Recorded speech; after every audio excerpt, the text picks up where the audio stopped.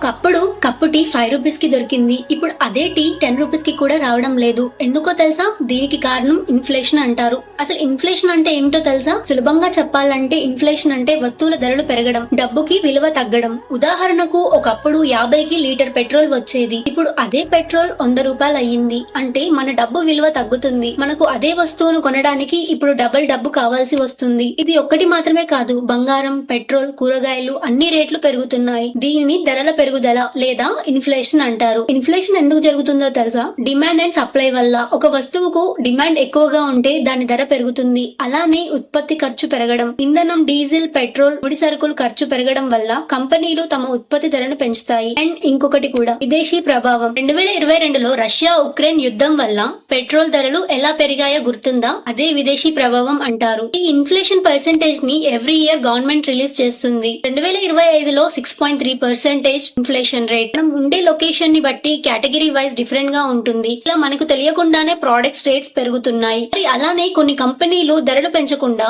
Quantity తగ్గిస్తున్నాయి. ఉదాహరణకు 5 రూపాయల biscuit packet లో ముందు 10 బిస్కెట్లు ఉండేవి. ఇప్పుడు 8 బిస్కెట్లు మాత్రమే ఉంటున్నాయి. ఎందుకో తెలుసా? ఈ టాపిక్ గురించి రేపు చెప్తాను. కాంటెంట్ నచ్చితే లైక్ అండ్ సబ్స్క్రైబ్ చేసుకో. మరొక ఇంట్రెస్టింగ్ టాపిక్ తో రేపు కలుద్దాం.